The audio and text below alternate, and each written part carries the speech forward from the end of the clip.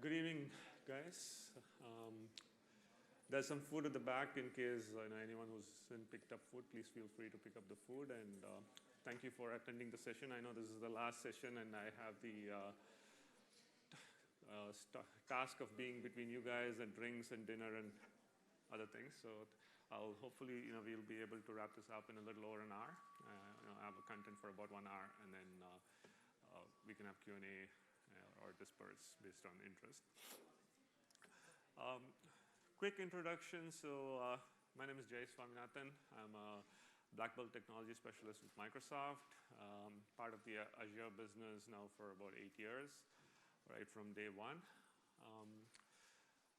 In the past, I used to have the role for having conversations with chief information security officers or chief security officers of large enterprises and trying to convince them to start leveraging Azure for a lot of their enterprise requirements. A lot of these conversations used to be with public sector or financial services customers because those are some of the most regulated organizations. And so I'll share some of my experiences based on what are the chief concerns of a CSO or a CISO, and how Azure can meet those expectations. Because obviously, as you guys have moved to the cloud, there is a lot of changes in what you would need to do in order to ensure that you are maintaining the same level of security, or maybe even a higher level of security, right? So before we get started, maybe I'll just get a quick do a quick poll for the audience. And anyone here who's not using Azure today? Okay, good. Welcome. Anyone here who's from the CSO org or from the security org of an enterprise customer? No? Okay. Any app developers? Okay, a few. And so are the rest is all IT pros? Is it? Okay, cool. All right.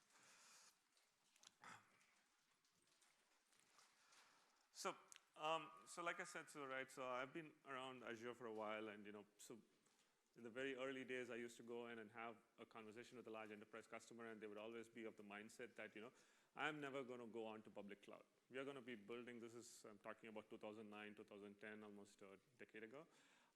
They would be like, oh, we're going to be building this fantastic private cloud in-house, and that's where I'm going to run everything. And end of story. But in the last 3 years now, I haven't had a single conversation like that, right? Every enterprise customer that I've talked to, they understand that public cloud is a reality, and they need to subscribe to services from the public cloud environment, whether it is SaaS, IaaS, PaaS, whatever, right? So the concern's more around how do I manage it, right? How do I manage my exposure, right? How do I know that I'm doing everything I can to mitigate risk in the public environment? So the agenda essentially is Azure secure, right? So the question that primarily comes up is, how do I know Azure secure? Is Microsoft transparent and willing to share information with us about how you handle security? And then and when we talk about security, that's a pretty broad umbrella, right? So under that umbrella, there is 3 main components, right? One is about the actual security, physical security of the infrastructure, network perimeter security, and security of the data, and so forth. The second one's around compliance, right? So how do I manage the compliance? And the third concern's around data privacy and control on the data, right? So that's another big concern that a lot of customers have about, who owns the data, what happens to my data, if I delete my data, does it go away, does it really go away, and so forth. So I'll talk about all of these through the next 45 minutes to 1 hour. Yeah, so just as a disclaimer, so while we can ensure that you meet most of the requirements, there would be a few outliers where a public cloud is not going to be the solution, right? So I've had one customer who came to me and said, oh, you know what, my regulatory authority needs me to point out to the disk in which the data is stored, right? So I don't completely believe that is a requirement, but they said they had this requirement saying that they should be able to go in and point to the disk on which the actual data is stored, right? Which is not possible in any public cloud environment. Or if, in fact, it is not even possible if you had your own private virtualized private cloud environment or virtualized environment on-premise where you had a virtualized storage, right? So you would still not be able to go and say this is the particular disk on which it's sitting. So if that was the case with the compliance requirement, then I guess that standard actually needs to be changed rather than looking at how to meet that requirement in a platform like Azure. And finally, I'll also talk about the Azure Security Center. Anyone using Azure Security Center today? Oh, okay. Okay, all right, so good. So I can demo Azure Security Center to you guys. That'll be interesting. Okay. So before I jump into security on Azure, right? So let me just take a step back and talk about everything that Microsoft does to secure our, to secure our software, our services, our customers' data, and everything else, right? So we have something called as the Cyber Defense Operations Center, right, CDOC. And that's a 24/7 center which is responsible, which is the primary organization within Microsoft which is responsible for securing all of our assets and our portfolio of solutions, right? And it has multiple pieces inside the Cyber Defense Operations Center, right? So some of the main ones are things like Digital Crimes Unit. So Digital Crimes Unit is essentially a bunch of lawyers and ethical hackers, so to speak, right? And their job is actually to bring down bot attacks, right? So they go after the guys who are perpetuating bots and taking over systems and stuff. So, and they work along with law enforcement agencies like the Interpol and other agencies to take down these sort of malicious attackers, right? And what we also do is we gain a lot of insight into how someone with malicious intent is working, and that insight can also then be fed into our products to make them more robust, right? So one of the examples would be like, so for instance, we took down a very popular botnet in 2015, and as part of that, we were able to collect information on all of the devices that had been compromised by that bot, right? And then that was information through our Azure Active Directory services was able to be sent back to customers to know, to let them know that, if those devices were in any of their corporate environments, we were able to notify them and actually get them to, reformat or get the compromise out of there. Another one would be the cyber hunting teams, and these are the guys who go after the hackers, right? So one example would be, we had the, what is it called?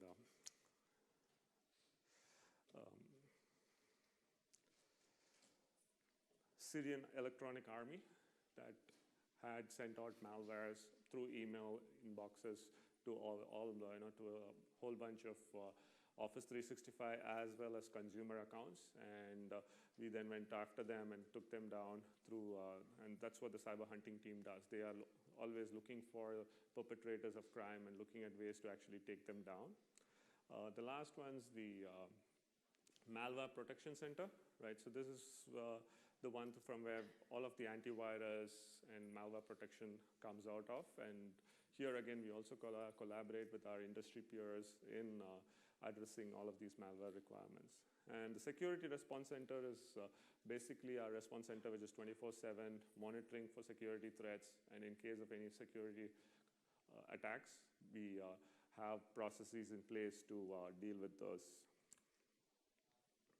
And we are pretty much under attack every day, just to put it in context, right?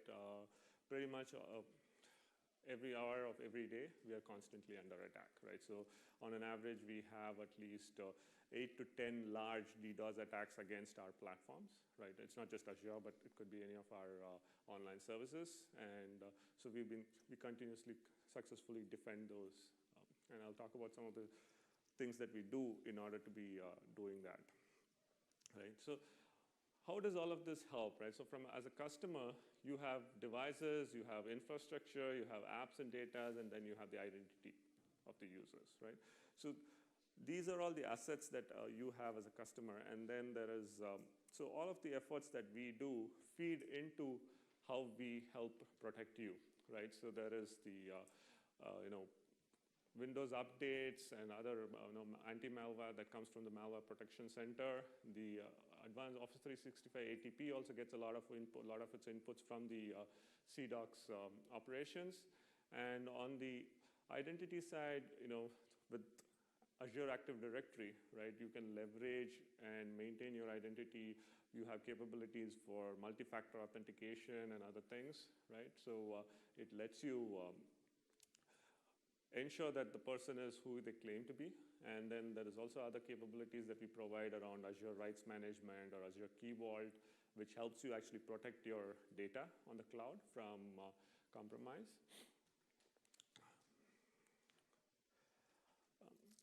So there's a lot of things that we do, and essentially all of this we do is, to ensure that the platform is very robust, right? So you heard, Scott Guthrie talk about how our cloud services are expanding rapidly, and it is probably the fastest growing business in the company, and it's probably the fastest growing segment in all of IT today. And this growth is happening in spite of so many compromises that we keep hearing about, right? There have been data breaches that we have heard about. Some of the most popular ones in the last few years are things like Target or Sony and Ashley Madison and things like that. And one of the reasons, and if you look at all of these compromises that have been reported, all of those compromises happened on-premise, right? We are yet to see or hear of a compromise of that scale happening on the cloud, right? I'm not saying that it will never happen on the cloud, but there is a reason why that does not happen yet, and it's quite unlikely to happen because there is a lot more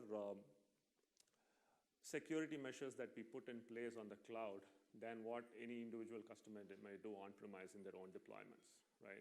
So that is one of the reasons that you're yet to hear of a major breach happening on any of the large cloud vendors, with any of the large cloud vendors.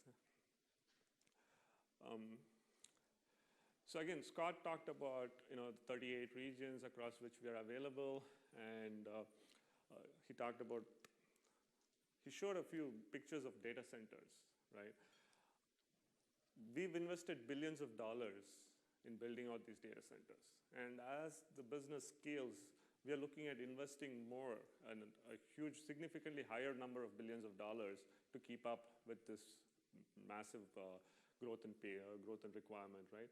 So since this is a huge investment for the company, there is a lot of seriousness with which we approach security, right? Today, we host millions of customers on our platform, right? And any sort of compromise or breach that happens because of a vulnerability on the platform will have a massive impact on Microsoft and the business. So there's a lot of seriousness with which we take this, with which we approach security. Compliance, right? So again, we invest heavily on compliance, right? So we spend a few $1 million in meeting our compliance requirements. And when we are spending a few $1 billion on capacity addition, it's possible for us, and it's also we are able to justify that investment, whereas no single enterprise would be able to justify that kind of investment. What we do is we have committed ourselves to going in for annual compliance audits for various certifications, and these are done by third-party auditors, right? So these are done by third-party auditors. These are done every year, and the reports are published. And what we do is, as part of our transparency, we actually provide access to the reports. While the certificates themselves are publicly available on the website, you can also get access to the actual auditor's report under NDA, right? So there's a self-service portal through which you can log in and under NDA download the actual auditor's report. So these are our certified auditors from the likes of KPMG, PwC, Deloitte, and others. And so these reports have their actual comments in them. And so this is also available to customers for them to download and take a look at it. So this is just a snapshot of some of the um, compliances that we adhere to. And like I said, so today I think we're close to some 70 plus different standards that we are adhering to. And that is we are having the largest portfolio that we adhere to. So for instance, here in Australia, for the last, I think 3 years in a row now, we've been IRAP compliant. Similarly, there's a whole bunch of regional certifications that we've been adhering to now in the different markets that we operate in, besides a few industry standard compliances like PCI and HIPAA and so forth. One of the advantages of these compliances that our customers inherit is also that, let's say if you want to deploy a PCI compliant application on Azure, right? PCI has certain requirements, right? So they have controls, and some of these controls are at the data center level and at the platform level, and there are some controls at the application level. By leveraging a platform like Azure, which is already PCI compliant, you inherit Azure's compliance, right? So then you need to only ensure that your application that you're running on top of our platform is compliant with PCI. And when you go in for an audit, you can take our audit report and give it to the auditor, and he'll say, yes, that's okay, and he will only have to audit you for the application that you're running on top of it, right? So there's a lot of benefits that customers inherit from the compliance efforts that we have going.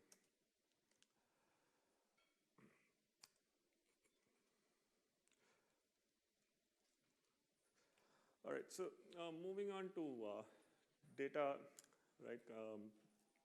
Data and privacy.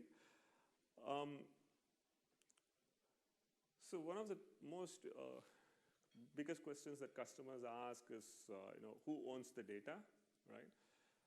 On Azure, the customer always owns the data. Microsoft is holding the data on behalf of the customer, and nobody at Microsoft actually has access to the data. We handle the data as a black box, right? So we manage that container as a black box. We have no visibility into actually what is the data inside that container. Second is around location of the data, and I think as you guys know, you can choose the data center in which you want to deploy, right? So if you want to deploy it in Australia, you can choose it to be in the Australia region. And when you choose the storage containers, you can also choose whether you want it to be locally redundant or geo-redundant, based on which it is held in only one data center, or it is also copied to the other data center for DR to the mirror data center for DR purposes, right? So you have complete control over the data location and replication. The next one's around access of data. Like I said, so nobody in Microsoft has access to the data. The only time anyone has access to the data is if you raise a support ticket where we need to help you. And in that case also, the only access we get is to logs and diagnostics. We may need to take a look at the logs and diagnostics in order to support you for that request, right? So that's the only time when somebody from Microsoft actually has access to your data. And even there, we use something called as a just-in-time function for accessing the data. So what we do is the service engineer is provided access only for an interval of time. And everything that he has done during that interval of time with your data is captured as logs and is available to you, right? So you can get a log of what was the service engineer done with all the with the access that he got to your logs and diagnostics. Jay, what about machine learning? We're hearing a lot about machine learning, where insights are gathered from data that can be shared for platform roadmaps or new product features. Yes.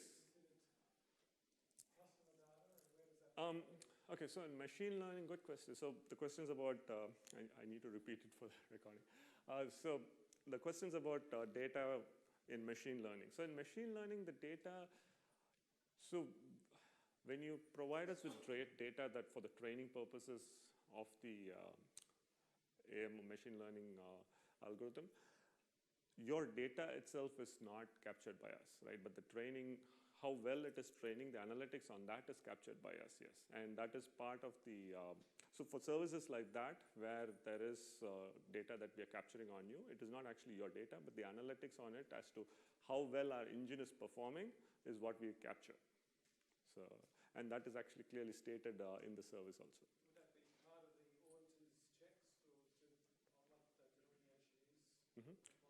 Yes. So when we get certified for any of those compliance levels, the certification is on a per service basis.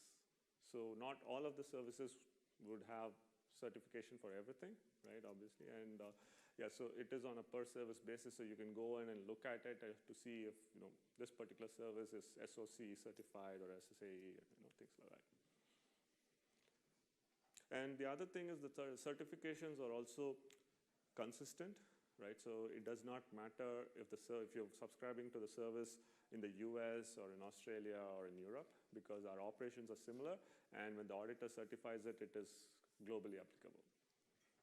The only exception is that, if, for instance, we are now launching, in the next few weeks, we are launching data centers in Korea, and those data centers will have the same services like Azure compute, storage, and everything else, right? Starting from those basic services. But those will not be compliant because that data center did not exist when the last audit was done, right? So that data center and its operations will also be included in the next audit cycle, and until that happens, those services out of that particular data center wouldn't be compliant. But otherwise, if a service is compliant, it's compliant across all data centers. Moving on, encryption and key management. So that's, again, we do not encrypt all the data at rest. While we encrypt all data when it is in transit, right? When it is in transit either between your location and a Microsoft data center, or even if it is in transit between two Microsoft data centers for DR purposes, it is always encrypted. But data at rest is not encrypted by us at default.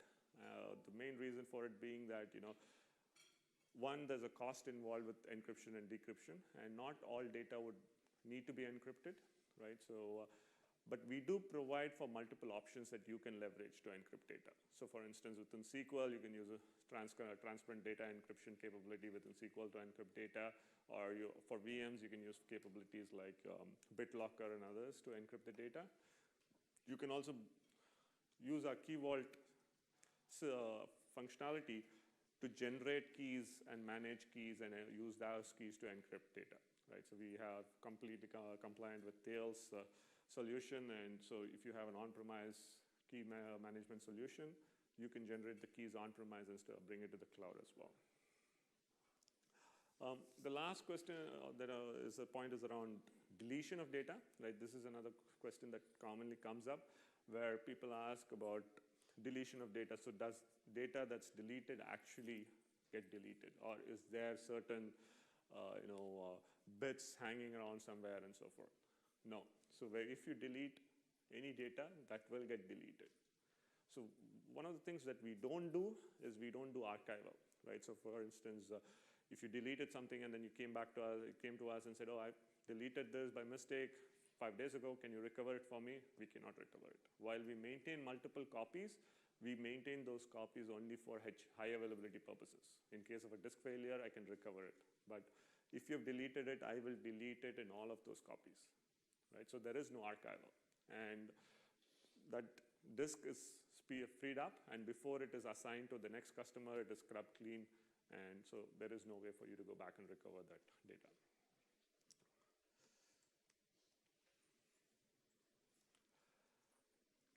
So another common question that gets asked is law enforcement requests for data, right? So a lot of customers have this as a concern where that they are worried that Microsoft may just hand over your data to a law enforcement request from FBI or other agencies, right?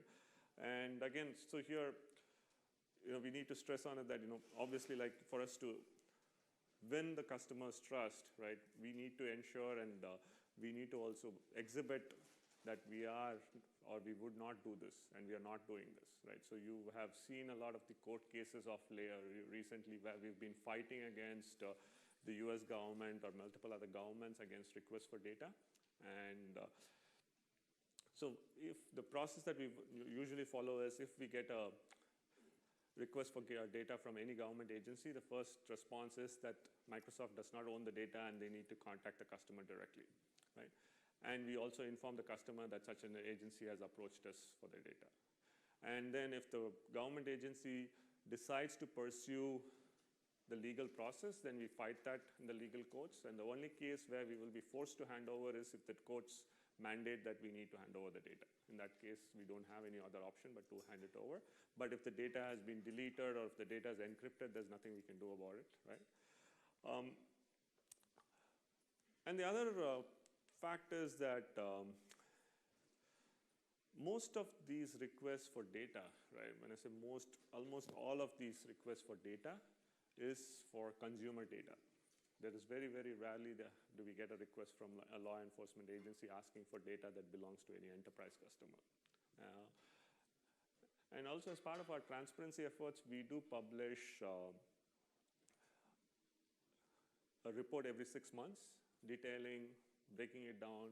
I don't know if you guys have seen it, but I can show it here. I have it on the web page. So, yeah. So we have, as part of the Trust Center, so we run something I'll call as the Trust Center, which talks about all of the security and other things that we do. And we do have a section that talks about law enforcement requests, and then you can also do a country breakdown, right? So for instance, if I choose Australia, right? And this is for the period from Jan to June 2016, and you can see that there is also for the last 3 years, every 6 months we've been doing it. And so if I go down, so from Australia, Microsoft received a total of 1,000 requests, which had about 1,154 users for data pertaining to about 1,154 users, and no data was disclosed, right? So if you 0% of the data was disclosed. And so if I could take another example, Singapore, where I currently live, right? So from Singapore, we had 100 requests from the law enforcement agencies there for 140 different users, and again, no data was disclosed, right? So like I said, so on a global scale, we probably end up disclosing less than 2% of the requests are actually where we provide the data. To a large extent, there is also no data found because the data doesn't exist anymore. The customers deleted it. Sorry, what's the meaning of subscriber transactional data? Oh, sorry. Okay. So subscriber transactional data means that we don't give actual data, but let's say ABC had a Outlook.com account with Microsoft, but he then deleted it and went away. So we would have information saying that, yes, ABC had this Outlook.com and he used to access it between this period and this period, but the data itself is not there. So we can give them the log saying that, yes, he used to access the mailbox and so forth.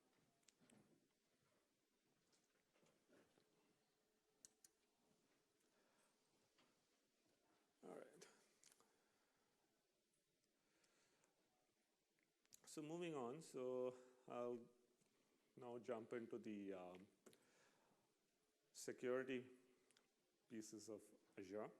And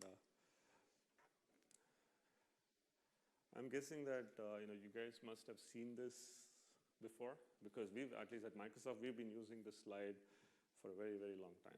And it's a pretty good slide which breaks down the responsibilities between a customer and Microsoft on where the ownership lies, right? So if you're running something on-premise, everything is in black and the customer is responsible for everything from top to bottom.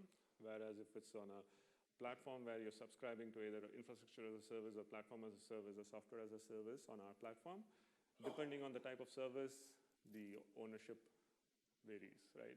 And this is very important because at the end of the day, it's a shared responsibility, right? We do a lot of things to secure, right? But our primary objective at Microsoft is to secure our own platform and our own services. We want to ensure that there's no vulnerabilities in our service that can be exploited, right? But if there is a vulnerability in your application, which is running on our platform, there's not much we could do about it. We may be able to, I'll show you how Azure Security Center and other things work, through which we may be able to inform you that there's vulnerabilities and so forth, but the ownership for that lies with you. So while there are things that we do at a platform level to secure, the deployments, there's also an expectation on the customers to do certain things, on the things that are in their control to ensure that you're also having no vulnerabilities or minimizing your exposure. So some of the things that we do are things, like security development lifecycle, right? So this is essentially a product development process, right? So this is something that that came out of Bill Gates's memo back in 2003 on trustworthy computing, and where back in 2003 he started saying that security is going to be essential in order to be able to build products that will be robust and so forth. And as part of that, we started this program of security development lifecycle through which all of our products today go through. Any Microsoft product is built with this as part of the component. So essentially all of the engineers who are building products go through a training program to ensure that they are aware of the security development lifecycle and they're using the processes as mandated by that. And the advantage of that primarily being that the software that we develop, since there's a conscious focus on security, the number of vulnerabilities are less, and even any vulnerability, the impact of that is also minimized, right? So today, this has almost become like an industry standard with a lot of the other major software companies also adopting this process. Some of the other things we do is, one is assume breach, where we also play offense, right? Typically, when you think about security, you think about playing defense, having multiple perimeters, so that even if the outermost perimeter is compromised, you still have more layers of defense and you're not exposed. But there's also other things that we do to play offense. I'll talk a little more about it in the next slide. And the other one's around incident response. Like I said, so we've been running services for almost 2 decades now, right? So we have a very streamlined process on how we manage an incident. If there's an incident that occurs, there's a 9-step process in terms of how our incident response team addresses it, contains the incident, fixes it, and then informs our customers who may have been affected and so forth, right? So that's a very, very well streamlined process that we have.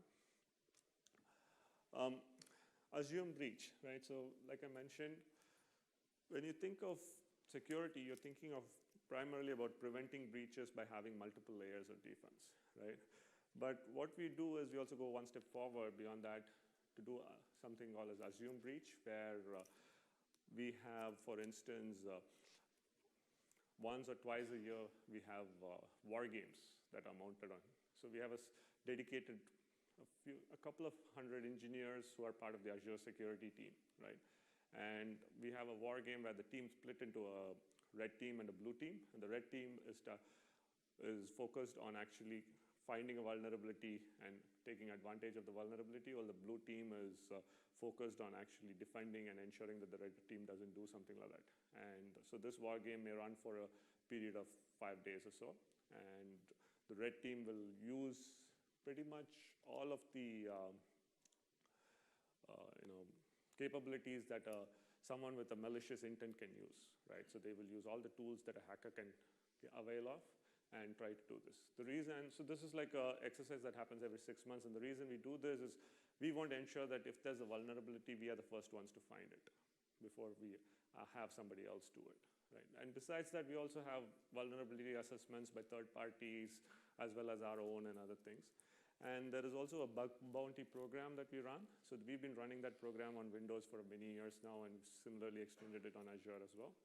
And we do live penetration testing as well. And we also allow customers to do penetration testing on their own deployments. They can't test on the platform itself or on another customer's deployment, but they're free to they can test on their own deployments. That's something that we allow as well.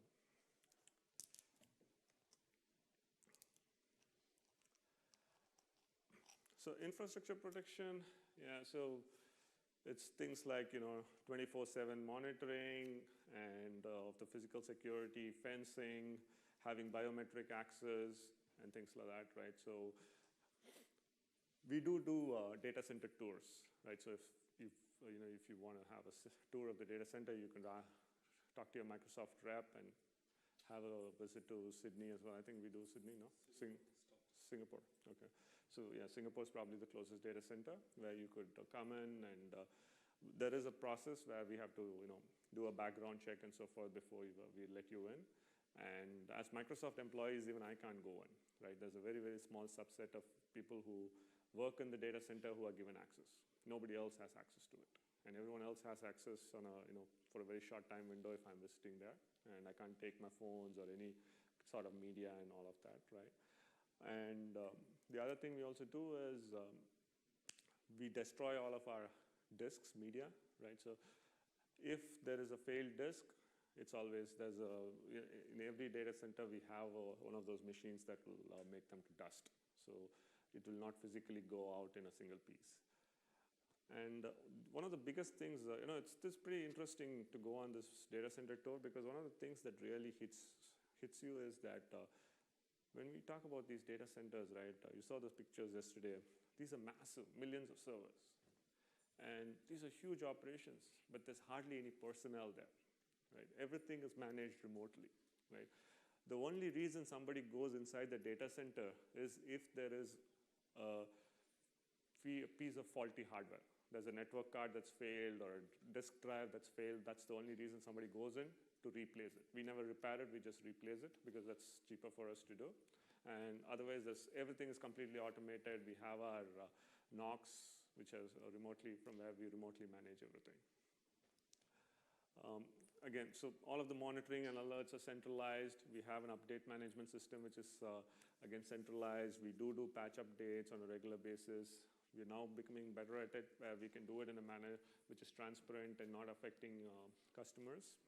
And we have firewalls and things that I'll talk about from a network perimeter. So from a network perimeter security, right, so there's, again, multiple layers of security, right? All of the traffic that comes into a Microsoft data center is scrubbed for DDoS attack, right? So we scrub every traffic, anything that comes into our data center gets scrubbed for DDoS.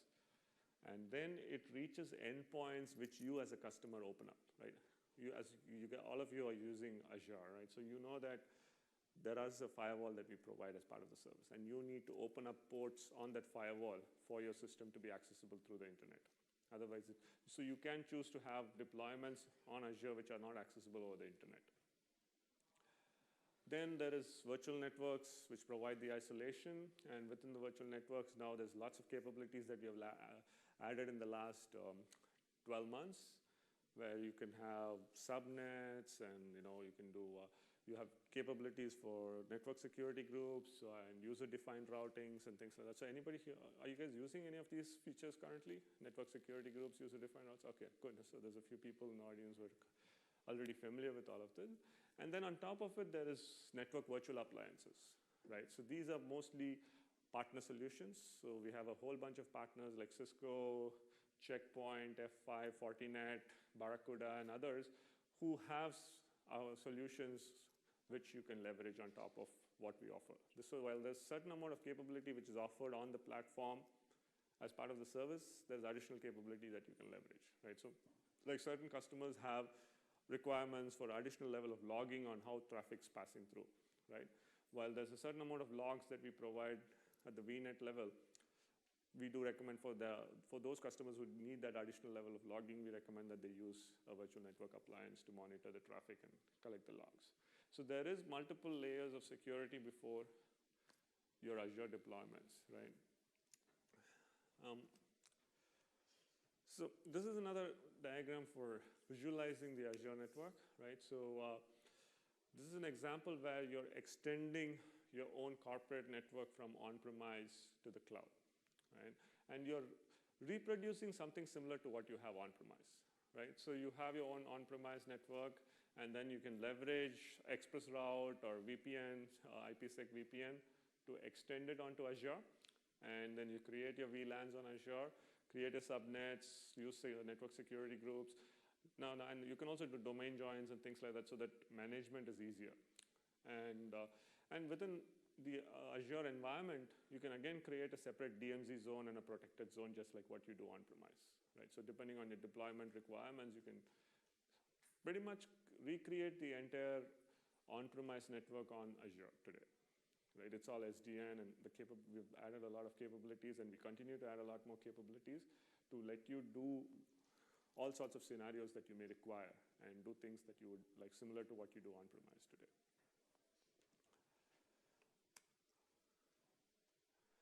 Yeah. So DDoS, yeah, like I mentioned earlier, we scrub all of our traffic for DDoS. This again is a very common concern. A lot of people ask us, how do we handle DDoS protection, right? So we use some third-party as well as some proprietary technologies for the DDoS scrubbing. And one of the main things to note is, at Microsoft, we operate our network as a shared resource. So that's like huge gigabits of pipe that come into our data centers. And it is very difficult for someone to launch a very successful DDoS against us because they need that kind of an infrastructure similar to Azure in order to successfully launch and inundate that sort of pipes, the sort of bandwidth that we have. In order to inundate them, they will need huge infrastructure requirements.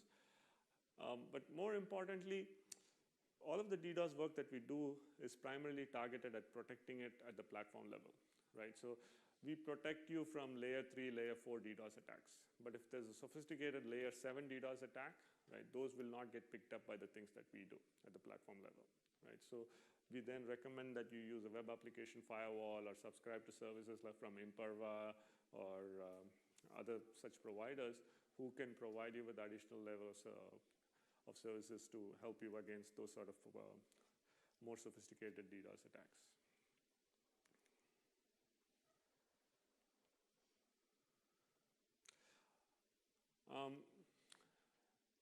Virtual networks, I think, I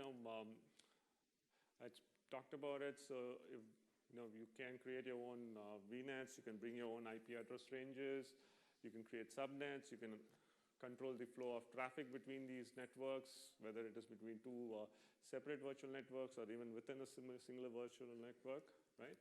So there's lots of capabilities that we provide, and depending on your deployment requirements, you can change the configurations to meet the requirements as per each deployment. So I have a demo on virtual networks, but I think I'll switch to the demo at the end. I'll just talk about Azure Security Center, and then I'll do the two demos together. So Security Center, right? So this is something that we launched about a year and a half ago. I think it was in beta, and then now we continue to add a lot of new capabilities on this again, right? So one of the things that you can do is, most customers ask me, okay, how do I manage my logs and diagnostics from Azure, right?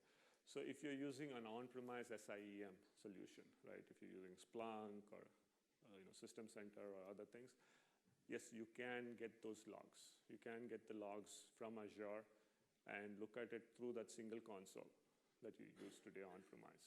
Or you can even use a solution like our operations management suite to do that, where you can pull the logs from all these various sources, whether on-premise, Azure, or other clouds, pull it in, have a single console window. But if you only are looking for a solution whereby you want to manage the security of the deployments on Azure, then Azure Security Center is a very good solution for that, whereby you can gain visibility and control into, what's the exposure, are there any vulnerabilities? It gives you recommendations on what you can do. And it also is a complete, like I said, continues to get updated. We also integrate with a lot of our partner solutions. So like, if you're using Barracuda or others as part of the solution, you can also pull in the logs from that partner's solution. And so while there's both prevention, there is also a detection capability whereby it can give you detection, it can detect and give you information on any sort of cyber attacks and things like that that have happened against your environment, right? So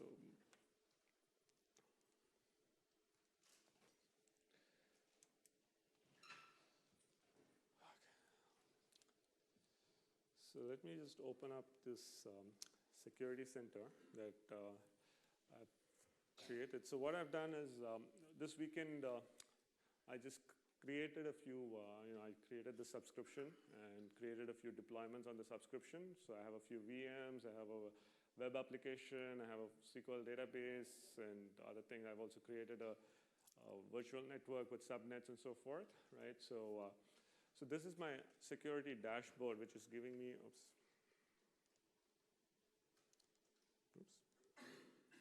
Okay.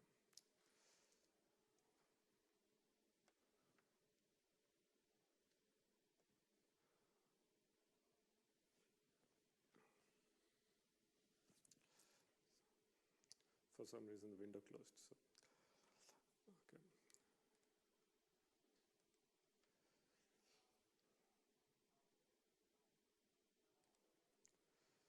So this is the security dashboard. So from here, like I said, so there's a capability for log integration, right? So if I want, I can export all of this information into an SIEM solution. I can also look at all of this through Power BI. So I can push this out to Power BI and leverage Power BI to use this. So there's two sections to it. So there's prevention and there's detection. So at the moment, Security Center has not picked up any sort of security alerts, but usually if I had systems which were exposed to the internet, one of the most common things that it would detect is a brute force attack. So just like, like any other system, if you had a system which is exposed to the internet and somebody pings and finds that there's a system and they may try a brute force attack, it would pick it up.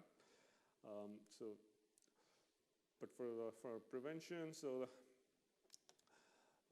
let me start from, so there's policies, right? So I can set the policy, right? So this says, okay, it's on the, this is my subscription, and then I go in and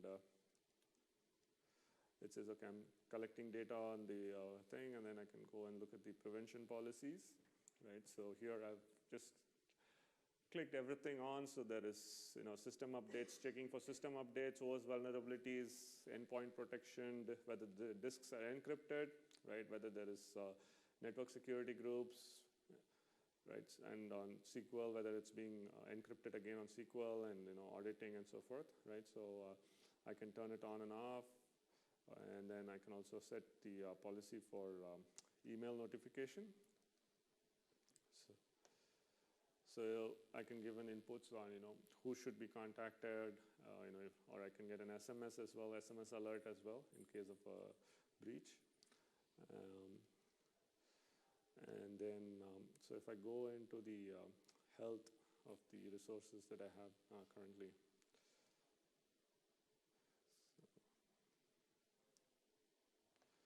So I just clicked on SQL, right? So it says, okay. So I have one SQL server and one database, SQL database. So I click on it. It says, let me see.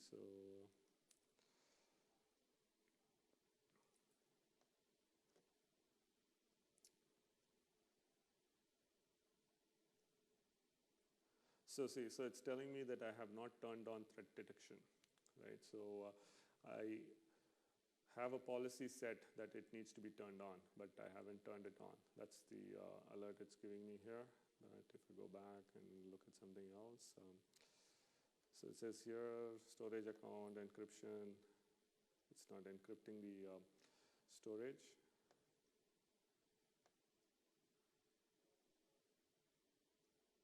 Yeah, so I can go in and enable it, and it will automatically do that, implement it. So I can actually, I can do this across multiple subscriptions. So if you're an enterprise customer and you have multiple subscriptions and you can have, so now that we have different sorts of roles in a subscription, right? So there's, I know you guys have been, I don't know if you guys have had a chance to play with the different types of roles. We have the owner, contributor, and so forth, right? So you can set up a person who needs to be like a security admin to have a contributor rights into all of the subscriptions of the organization, and then they will get this across subscriptions as well.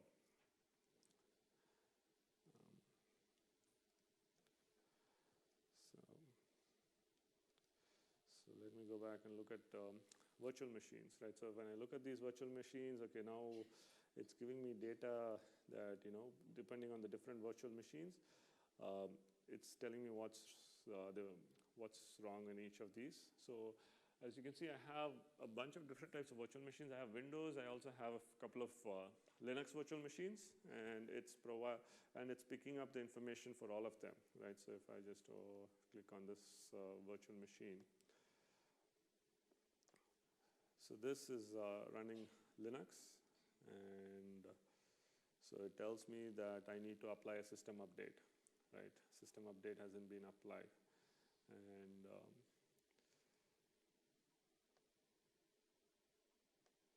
this is what the system update is about, and this is the severity of it, right? And this is on a Linux VM, so similarly I can go and look at something, look at this. This is a Windows VM, and here if I look at the thing again, it says I haven't installed an endpoint protection, right? It says, oh, okay, so there's a, and I can actually enforce it from here. Right? I don't even need to go into the system. I can just say install, right? Endpoint protection, and then I can say Microsoft anti-malware. And so I may not be the admin on that particular server, but as a security owner, I can go in and just do it and enforce that to be done from the security center.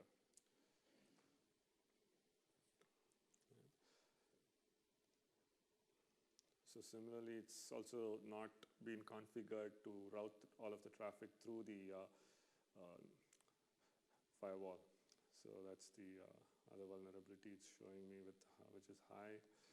And yeah, so I can also look at it grouped by the vulnerability, right? So I can, instead of going into each machine, I can say, okay, which are the ones which don't have endpoint protection installed, right? And then I can just, with one click, install it on all of them. Right? So it's easier to apply the policy instead of doing it at for each system. So similarly, like I can look at which are the systems which are missing updates, and so the Windows systems I chose them to have automatic updates, which is why it's not showing up. And similarly for disk encryption, I think it's not showing up. So otherwise, it would also tell me if the disks I'm using have BitLocker enabled in them or not as well. Right? So this is the virtual machines, and similarly, I can look at stuff for the networking, what I have set up, and it tells me some of the alerts that I have and the severity of the alert as well on each of these. And the same thing for applications as well, right? So here I have one web application, and it says the web application firewall has not been installed on it. That's because I did configure it, but I had to attach it to it. So, and I also have a partner solution, which is a Barracuda web application firewall, right? So it can pull in logs from that as well, right? So you can pull in the logs not just from the virtual machines, but also from other partner solutions. This is another view of the same thing. So this is just the recommendations. So you can just go filter by the recommendations or choose the recommendations and then just have them enforced upon them. So these are two new capabilities that we just launched over the weekend on Friday night. These two were two new capabilities that have been launched on the Security Center. One is called the Just-in-Time VM Access, which essentially opens up ports in only windows of time frame, so that you don't have to, for instance, the RDP port will be closed, and if someone pings and if it's a successful login, it opens up the RDP port. Otherwise, it doesn't open up the RDP port that somebody can just ping it and see if there's a port that exists and go ahead and try a brute force attack and things like this. The other one's about application whitelisting, which can monitor applications running inside your virtual machine environment, and so essentially they can then look at stuff if it's malicious or not, and it helps you keep track of what's running inside the virtual machine, and also flag any kind of malicious software that may get installed on the virtual machine. So one of the main reasons for doing this is the dashboard makes it a little easier for you to get all of this information and process the information, right? One of the largest challenges today is when I talk to many security folks, right, they say that there's so much logs that they're getting, and it's very difficult to do the analytics on the logs itself, right? That's the biggest challenge that a lot of these people face. And so with OMS and Security Center and so forth, right, and also or leveraging even Power BI to do the analysis on all of the logs, it helps you have a single dashboard and helps you get the data that you're looking for much faster. Sure. The application whitelisting, will this also be applicable for PaaS services that belongs to my tenancy? Yes, you can put yes on a ASC environment, right? For which kind of PaaS service are you asking about? For instance, HD HD Insight. Insight. Yes, you can do it on HD Insight. HD Insight has to use EDW. Mm-hmm. Can I put a whitelisting on which all HD Insight instances can access the EDW? Which all HD. So you want to, so that you want to have like a more like an access control, right? So no, that you wouldn't be able. That wouldn't be what app whitelisting would do. EDW, you're talking about SQL data warehouse? Yeah. Yeah, that has a firewall capability. So No, that has firewall capability. I'm saying this application whitelisting will not do that. So that you can do it through the firewall and the network restrictions and stuff like that, but not the app whitelisting. Any other questions? Yes. So when we're doing vulnerability scans, for example, do we need to get permissions from you? Because AWS requires you to have those permissions. Yes. So, yep. They don't allow you to scan microservices or servers also, like Mhm. small size servers. Yes. Yes. So yeah, the question was if you need to get permission for running vulnerability scans. Yes, there is a process. So we have an online form that you need to fill out and submit to us at least I think 48 hours before you do it. It's just for our information that we know that you want to do this, and we also know what you want to do, right? And usually it is a passive approval, right? So if there is any red flags in the form that we see, then we'll actively come back to you and ask you questions. Otherwise, it's a passive approval, and you can go ahead and run the scans. But yes, for microservices and things like that, which are running in a shared environment, right? You running a scan can also affect others who are sharing that environment. So that is the reason we have a challenge with that, right? So like I've had customers who come and ask me if they can run a DDoS test as part of a vulnerability assessment, and no, we don't allow that. So that's one thing, again, we don't allow, because again, since it's a shared environment, it's not possible for us. And none of the service providers will allow that, because it could affect other customers who are sharing the environment. Okay. So the other thing I wanted to show you was around virtual networks, right? So I think a few of you are already using virtual networks and network security groups and things like that. So here what I've done is I've created a few virtual networks, and I'm not going to, I could, depending on time, I could also take you through the process, but I think I'll just go through what I've done, and then if you have questions, we can stop and ask me. So I've created a virtual network with different subnets and put those virtual machines in there, and then I have set up network security groups for the subnets. So if I go in and say, okay, this one. So the network security groups, so basically what I do is you can set rules for both inbound and outbound, right? So in this particular example, so this is a web subnet. So I'm allowing inbound HTTP, right? And you can also set the source and destination, right? So you can say, okay, this should only allow from certain particular address ranges and so forth. And similarly, I've also got outbound, which is it's allowing from all that. But then if I look at a different subnet, which I've designed it to be more like a backend subnet, oops. What happened?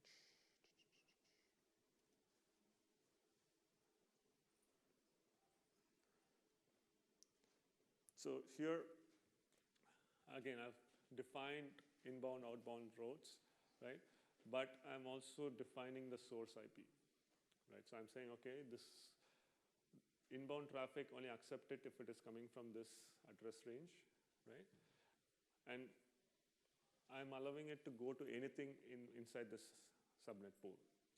I could also set it to go to a particular address pool or a particular IP address. I can pin it down to a particular, so for instance, I can say the traffic needs to flow from this subnet into this particular machine, and that's it. Don't go to anywhere. Don't allow it to go anywhere else, and so forth, right? So, this is basically the five. Yeah. Plan to release a feature where we can put in the source and the network security other than the IP. It is on the roadmap, Yeah. but timeline is yes. The answer is yes. Yes. So that is something. One second. How far is the timeline on this?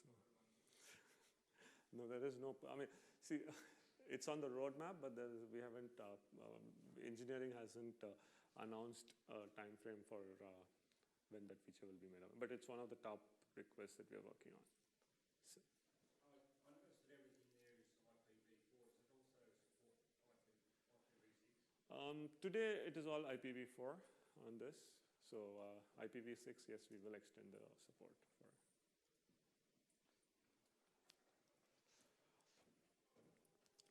Let me see. Yeah, so I can go in, and if I wanted to, I can add more security rules and so forth. So I think since you guys are already using Azure, but probably not this particular feature, I don't want to go in and do this because it's very straightforward and easy to do. So, but strongly encourage you guys to try it out, right?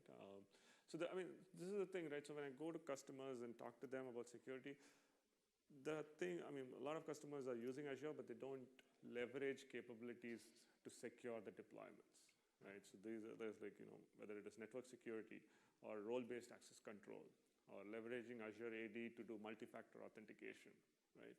So there are these platform capabilities that we offer. But like I said, so it's sort of shared responsibility, and the responsibility and the ownership of the responsibility lies with you guys to actually make use of those features. Yes? More just, I guess, your opinion in the finance sort of sector. Do you see many customers actually applying NSGs to NICs? Mm-hmm. Do you actually see that occurring in the real world? Like, has that been a big uptake of that, or are people more sticking just to the subnet? You could take it down to the NIC. It depends on the requirement, but usually we do it at the subnet because then that policy applies to all of the systems, right? But if you wanted to do it down to the NIC, yes, that is doable. Yeah. Are you seeing many actually doing that? Like, is there a real...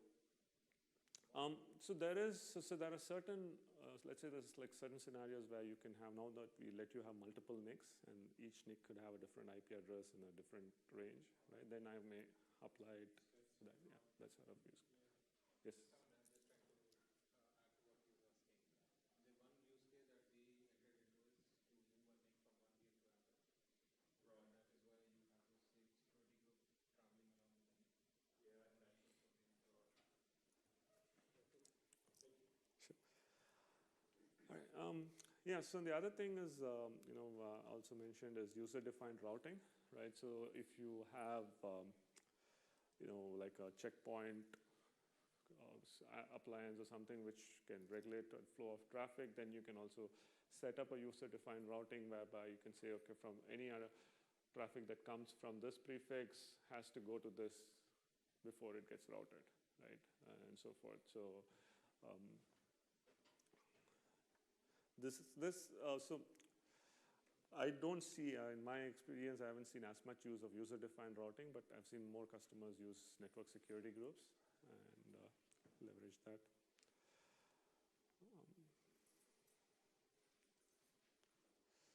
What else?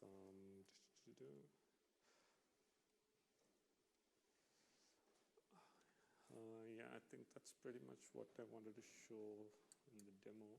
And switching back to this, so I think I have about a little less than 10 minutes left, and if you guys have questions, I'm here and happy to answer those questions. If not, yeah, please feel free to, I think there's still some more food left, and thank you for attending the session, and please do provide the feedback. I believe there are some drone passes to be given out, and I also think there's, your chances of winning a pass is higher if you mark all fives. As per Jay. Well, that's what I was told. I mean, don't quote me on it, but someone in the corridor told me that. I mean, All right, so thank you very much. And yeah, if you have questions, I'll be here, and please feel free to